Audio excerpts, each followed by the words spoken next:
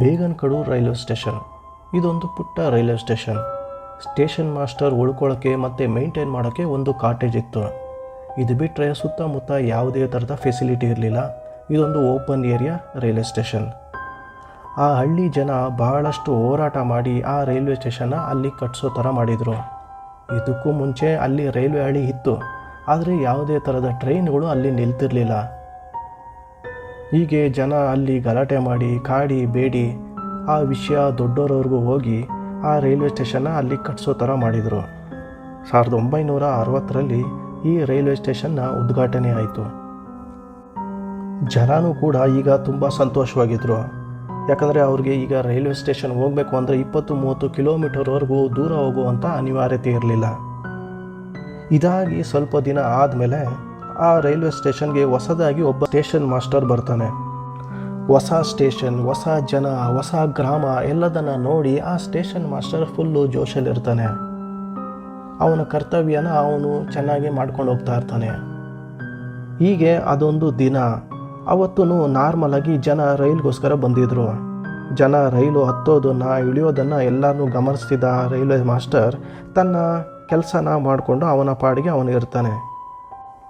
ಅವತ್ತಿನ ರಾತ್ರಿ ಅವನಿಗೆ ಒಂದು ವಿಚಿತ್ರ ಗಮನಕ್ಕೆ ಬರುತ್ತೆ. ಅವಾಗ ತಾನೇ ಹೊರಟಂಥ ರೈಲಿಂದೆ ಯಾರೋ ಒಬ್ಬ ಹುಡುಗಿ ಓಡ್ತಿರೋದನ್ನು ನೋಡ್ತಾನೆ. ಯಾರೋ ಹುಡುಗಿ ರೈಲ್ ತಪ್ಪಿಗೆ ಅದರಿಂದ ಓಡ್ತಿರ್ಬೋದು, ಅದನ್ನು ಹಿಡಿಯೋಕೆ ಅಂತ ಅಂದ್ಕೊಂಡು ಅವನು ಜಾಸ್ತಿ ತಲೆ ಕೊಡಿಸ್ಕೋದಿರ ಅವನ ಪಾಡಿಗೆ ಅವನ ಕೆಲಸನ ಮಾಡ್ಕೊಂಡು ಹೋಗ್ತಿರ್ತಾನೆ. ಆದರೆ ಅದೇ ಘಟನೆ ನೆಕ್ಸ್ಟ್ ಡೇ ಕೂಡ ಮತ್ತೆ ರಿಪೀಟ್ ಆಯಿತು. ಮರುದಿನ ಕೂಡ ಆಗ ತಾನೇ ಹೊರಟಂಥ ರೈಲ್ ಹಿಂದೆ ಅದೇ ಹುಡುಗಿ ಓಡ್ತಿರೋದನ್ನು ನೋಡ್ತಾನೆ. ಆ ಹುಡುಗಿ ಓಡ್ತಾ ಓಡ್ತಾ ಆ ರೈಲ್ನ ಸಮಕ್ಕೇ ಓಡೋಕ್ಕೆ ಶುರು ಮಾಡ್ತಾಳೆ. ಆದರೂ ಕೂಡ ಆ ಹುಡುಗಿ ಆ ರೈಲನ್ನು ಹತ್ತಿಲ್ಲ. ಈಕೆ ಯಾಕೆ ಆ ರೈಲ್ನ ಹತ್ತುತ್ತಿಲ್ಲ, ಓಡುವಂಥ ರೈಲಿಂದನೇ ಯಾಕೆ ಓಡ್ತಿದ್ದಾಳೆ ಅಂತ ಅಂದ್ಕೊಂಡು ಆ ದಿನವೂ ಅವನು ಸುಮ್ಮನಾಗ್ತಾನೆ. ಇವತ್ತು ಕೂಡ ಆ ರೈಲ್ನ ಮಿಸ್ ಮಾಡ್ಕೊಂಡಿರ್ಬೋದು ಆ ಹುಡುಗಿ ಅಂತ ಅಂದ್ಕೊಂಡು ಅವತ್ತು ಕೂಡ ಅವನು ಸುಮ್ಮನಾಗ್ತಾನೆ. ಆದರೆ 3ನೇ ದಿನ ಮತ್ತೆ ಅದೇ ರಿಪೀಟ್ ಆಯಿತು. ಆಮೇಲೆ 1-2 ದಿನ ಆದಮೇಲೆ ಇನ್ನೊಂದು ಶಾಕಿಂಗ್ ದೃಶ್ಯನ ಸ್ಟೇಷನ್ ಮಾಸ್ಟರ್ ನೋಡ್ತಾನೆ. ಆ ಹುಡುಗಿ ರೈಲ್ನ ಹಿಂದೆ ಓಡ್ತಾ ಓಡ್ತಾ ಕೊನೆಗೆ ಆ ರೈಲ್ಗಿಂತ ಸ್ಪೀಡಾಗಿ ಓಡಿ ಅದರ ಮುಂದೆ ಓವರ್ಟೇಕ್ ಮಾಡಿಬಿಟ್ಲು. ಆ ರೈಲ್ ಇಂಜಿನ್ಗಿಂತ ಮುಂದೆ ಹೋಗಿ ಅದರ ಮುಂದೆ ಹಳಿ ಮೇಲೆ ಓಡೋಕ್ಕೆ ಶುರು ಮಾಡಿದ್ಲು. ಅದನ್ನು ನೋಡಿದ ಸ್ಟೇಷನ್ ಮಾಸ್ಟರ್ಗೆ ಸಿಕ್ಕಾಪಟ್ಟೆ ಭಯ ಆಗೋಯ್ತು. ಅದನ್ನು ಆ ಹಳ್ಳಿ ಜನ ಹತ್ರನೂ ಹೇಳ್ಕೊಂಡ. ಆದರೆ ಯಾರೂ ಅದನ್ನು ನಂಬಿಲ್ಲ. ಇವನಿಗೆಲ್ಲೋ ಭ್ರಮೆ ಆಗಿರಬೇಕು ಅಂದ್ಕೊಂಡು ಇದು ಚಿಕ್ಕ ರೈಲ್ವೆ ಸ್ಟೇಷನ್ ಆಗಿರೋದ್ರಿಂದ ಇಲ್ಲಿಂದ ತಪ್ಪಿಸ್ಕೊಳ್ಳೋಕ್ಕೇ ಈಗೆಲ್ಲ ಕತೆ ಹೇಳ್ತಿರ್ಬೇಕು ಅಂದ್ಕೊಂಡು ಆ ಜನ ಕೂಡ ಸುಮ್ಮನೆ ಆಗೋದ್ರು. ಇದಾದ 2-3 ದಿನಕ್ಕೇ ಸ್ಟೇಷನ್ ಮಾಸ್ಟರ್ಗೆ ವಿಪರೀತ ಜ್ವರ ಬಂತು. ಅದಕ್ಕೆ ಟ್ರೀಟ್ಮೆಂಟ್ ತಗೊಳ್ಳೋಕ್ಕೆ ಮುಂಚೆನೇ ಅವನು ಸತ್ತೋಗ್ತಾನೆ. ಆ ಸ್ಟೇಷನ್ ಮಾಸ್ಟರ್ ಸತ್ತ ಮೇಲೆ ಅಲ್ಲಿನ ಜನಕ್ಕೂ ಸ್ವಲ್ಪ ಭಯ ಸ್ಟಾರ್ಟ್ ಆಯಿತು. ಒಂದಷ್ಟು ಜನ ನಂಬಿದ್ರು, ಇನ್ನೊಂದಷ್ಟು ಜನ ನಂಬಲಿಲ್ಲ. ಇದಾದಮೇಲೆ ಆ ಸ್ಟೇಷನ್ಗೆ ಇನ್ನೊಬ್ಬ ಹೊಸ ಸ್ಟೇಷನ್ ಮಾಸ್ಟರ್ ಬರ್ತಾನೆ. ಸ್ಥಳೀಯ ಜನರಿಂದ ಹಿಂದೆ ಇದ್ದ ಸ್ಟೇಷನ್ ಮಾಸ್ಟರ್ ಬಗ್ಗೆ ಗೊತ್ತಾಗುತ್ತೆ. ಅವನು ಕಂಡಿದ್ದ ಹುಡುಗಿಯ ಕಥೆಯನ್ನು ಆ ಹೊಸ ಸ್ಟೇಷನ್ ಮಾಸ್ಟರ್ ಕೂಡ ಕೇಳಿಸ್ಕೊತಾನೆ. ಅವನು ಯುವಕ, ಆದ್ದರಿಂದ ಇಂಥವನ್ನೆಲ್ಲ ನಂಬ್ತಾ ಇರಲಿಲ್ಲ. ಹೀಗಾಗಿ ಗ್ರಾಮಸ್ಥರು ಹೇಳಿದ ವಿಷಯನ ಅವನು ನಂಬಲಿಲ್ಲ. ಅದೇನು ಅಂತ ನಾನು ನೋಡೇ ಬಿಡ್ತೀನಿ ಅಂತ ಮರುದಿನ ಸಂಜೆ ಆ ಹುಡುಗಿಗೋಸ್ಕರ ಕಾಯ್ತಾ ಕುಂತ. ಆ ದಿನ ಸಂಜೆ ಆಯಿತು. ಆ ಹುಡುಗಿ ಎಲ್ಲೂ ಕಾಣಿಸ್ಲೇ ಇಲ್ಲ. ಆಮೇಲೆ ರೈಲು ಬಂತು.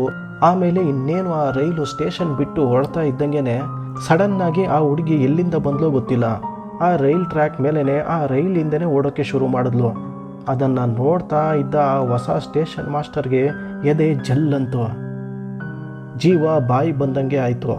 ನಾನೇನು ನೋಡಿದೆ ಅಂತ ಆ ಹಳ್ಳಿಯ ಜನರ ಹತ್ರನೂ ಹೇಳಿ ಮರುದಿನನೇ ಆ ರೈಲ್ವೆ ಸ್ಟೇಷನ್ನಿಂದ ತನ್ನ ಟ್ರಾನ್ಸ್ಫರ್ ಮಾಡಿ ಅಂತ ಮೇಲಿನ ಅಧಿಕಾರಿಗಳಿಗೂ ಕೈಕಾಲು ಹಿಡಿಯೋಕ್ಕೆ ಶುರು ಮಾಡ್ದ. ಕೊನೆಗೂ ಕೆಲವೇ ದಿನಕ್ಕೆ ಅವನು ಟ್ರಾನ್ಸ್ಫರ್ ಕೂಡ ಆಯಿತು. ಆ ಸ್ಟೇಷನ್ನಲ್ಲಿ ಕೆಲಸ ಮಾಡಿಕೊಂಡಿದ್ದ ಬೇರೆ ಕೆಲಸಗಾರರು ಕೂಡ ನಮ್ಮನ್ನು ಇಲ್ಲಿಂದ ಟ್ರಾನ್ಸ್ಫರ್ ಮಾಡಿ ನಾವು ಕೂಡ ಇಲ್ಲಿ ದೆವ್ವನ ನೋಡ್ತಿದ್ದೀರಿ ಅಂತ ಅಳೋಕ್ಕೆ ಶುರು ಮಾಡಿದರು. ಒಬ್ಬೊಬ್ಬರೇ ಎಲ್ಲರೂ ಆ ಸ್ಟೇಷನ್ನಿಂದ ಎಸ್ಕೇಪ್ ಆಗೋಕ್ಕೆ ಶುರು ಮಾಡಿದರು. ಬೇರೆಯವ್ರನ್ನ ಆ ಸ್ಟೇಷನ್ಗೆ ಟ್ರಾನ್ಸ್ಫರ್ ಮಾಡಿದರೂ ಕೂಡ ಆ ಸ್ಟೇಷನ್ಗೆ ಹೋಗೋಕ್ಕೆ ಯಾರೂ ತಯಾರಿರಲಿಲ್ಲ. ಕೊನೆಗೆ ಆ ರೈಲ್ವೆ ಸ್ಟೇಷನ್ ಸಿಬ್ಬಂದಿ ಇರ್ದಿರ ಪಾಳು ಬಿದ್ದೋಯ್ತು. ಆಮೇಲೆ ಹೋಗ್ತಾ ಹೋಗ್ತಾ ಅಲ್ಲಿಗೆ ಜನ ಬರೋದು ಕೂಡ ಕಡಿಮೆ ಆಯಿತು. ವಿಚಿತ್ರ ಅಂದರೆ ಈ ಸ್ಟೇಷನ್ ಪೂರ್ತಿ ಖಾಲಿ ಆಗೋದ್ರೂ ಕೂಡ ಆ ಸ್ಟೇಷನ್ಗೆ ಆ ಆತ್ಮದ ಕಾಟ ಮಾತ್ರ ತಪ್ಪಲಿಲ್ಲ. ಆ ಹಾದಿಯಲ್ಲಿ ಹೋಗೋ ರೈಲುಗಳಲ್ಲಿ ಕುಂತಿರೋ ಜನ ಆ ಸ್ಟೇಷನ್ನಲ್ಲಿ ವಿಚಿತ್ರಗಳನ್ನು ನೋಡೋಕ್ಕೆ ಶುರು ಮಾಡಿದರು. ಯಾರೋ ಹುಡುಗಿ ರೈಲು ಹಿಂದೆ ಓಡಿ ಬರೋ ಹಾಗೆ, ರೈಲು ಹಿಂದೆ ಹುಡುಗಿ ಕೂಗಿಕೊಳ್ಳೋ ಹಾಗೆ, ಹುಡುಗಿ ಒಬ್ಬಳು ರೈಲು ಹತ್ತೋಕ್ಕೆ ಟ್ರೈ ಮಾಡ್ತಿರೋ ಹಾಗೆ, ಈ ಥರದ ಅನುಭವಗಳನ್ನು ರೈಲಿನಲ್ಲಿ ಕೂತಿದ್ದ ಸಿಬ್ಬಂದಿಗಳಿಗೆ ಮತ್ತು ಪ್ರಯಾಣಿಕರಿಗೂ ಕೂಡ ಆಗೋಕ್ಕೆ ಶುರುವಾಯಿತು.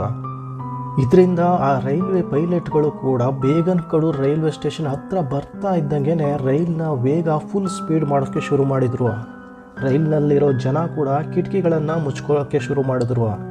ಬಾಗಿಲೊಳಲ್ಲಿ ನಿಂತ್ಕೊಂಡು ಹೋಗೋ ಅಭ್ಯಾಸ ಇರೋರು ಆ ಸ್ಟೇಷನ್ ಬರ್ತಾ ಇದ್ದಂಗೆ ಬಾಗಿಲನ್ನು ಮುಚ್ಕೊಂಡು ಒಳಗೆ ಹೋಗಿ ಸೇರ್ಕೋತಿದ್ರು. ಸ್ಪೀಡಾಗಿ ಹೋಗ್ತಿದ್ದ ರೈಲು ಮತ್ತೆ ನಾರ್ಮಲ್ ಸ್ಪೀಡ್ಗೆ ಬರ್ತಿದ್ದಿದ್ದು ಆ ರೈಲ್ ಸ್ಟೇಷನ್ ದಾಟ್ದ ಮೇಲೇ. ಇವೆಲ್ಲ ಆಗೋಗೇನೆ ಅಲ್ಲಿ ಮತ್ತೊಂದು ಕತೆ ಶುರುವಾಯಿತು. ಬೇಗನ್ಕಡು ಸ್ಟೇಷನ್ ಹತ್ರನೇ ಒಂದು ಒಂಟಿ ಮರ ಇದೆ, ಅದರ ಪಕ್ಕದಲ್ಲಿ ಒಂದು ಹಳೆ ಬಾವಿ ಇದೆ. ಬೇಗನ್ಕಡು ರೈಲ್ನ ಹಿಂದೆ ಓಡಿ ಬರೋ ಅಂಥ ಹುಡುಗಿಯ ಆತ್ಮನ ನಾವು ಆ ಬಾವಿಲಿ ಮತ್ತು ಆ ಮರದಲ್ಲಿ ನೋಡಿದ್ದೀವಿ ಅಂತ ಒಂದಷ್ಟು ಜನ ಹೇಳ್ಕೊಂಡು ಬಂದರು. ಹಗಲೆಲ್ಲ ಆ ಆತ್ಮ ಮರದ ಮೇಲೆ ಬಾವಿ ಒಳಗೆ ಇರುತ್ತೆ, ಆಮೇಲೆ ರಾತ್ರಿ ಆಗ್ತಿದ್ದಂಗೆ ಆತ್ಮ ಆ ರೈಲು ಹಿಂದೆ ಓಡಿ ಬರುತ್ತೆ ಅಂತ ಗ್ರಾಮದ ಜನ ಹೇಳೋಕ್ಕೆ ಶುರು ಮಾಡಿದ್ರು. ಇವೆಲ್ಲ ಅಷ್ಟಕ್ಕೆ ನಿಲ್ಲಿಲ್ಲ. ಹಿಂದೆ ಯಾವಾಗೂ ಆ ರೈಲ್ ಟ್ರ್ಯಾಕ್ನಲ್ಲಿ ಸಿಕ್ಕಾಕೊಂಡು ಹುಡುಗಿ ಒಬ್ಳು ಪ್ರಾಣ ಬಿಟ್ಟಿದ್ಲು. ಅವಳ ಆತ್ಮ ತನ್ನನ್ನು ಕೊಂದ ರೈಲ್ನ ಹಿಂದೆ ಅವಳು ಓಡ್ತಾಳೆ ಅಂತ ಕತೆ ಕಟ್ಟೋಕ್ಕೆ ಶುರು ಮಾಡಿದ್ರು. ಕೊನೆಗೆ ಆ ರೈಲ್ವೆ ಸ್ಟೇಷನ್ ಜನರೇ ಇರ್ದಿರ ಹಾಗೆಯೇ ಪಾಳು ಬಿದ್ದೋಯ್ತು. ರೈಲ್ವೆ ಡಿಪಾರ್ಟ್ಮೆಂಟ್ ಕೂಡ ಆ ಜಾಗನ ಹಾಂಟೆಡ್ ಪ್ಲೇಸ್ ಅಂತ ರೆಕಾರ್ಡ್ನಲ್ಲಿ ಬರೆದು ಆ ಸ್ಟೇಷನ್ನ ಕಂಪ್ಲೀಟಾಗಿ ಕ್ಲೋಸ್ ಮಾಡಿದ್ವು. ಇದೆಲ್ಲ ಆಗಿ ಹಲವಾರು ವರ್ಷಗಳು ಕಳೀತು. 10 ವರ್ಷ, 20 ವರ್ಷ, 30 ವರ್ಷ ಹೀಗೆ ಕಳೀತಾ ಹೋದವು.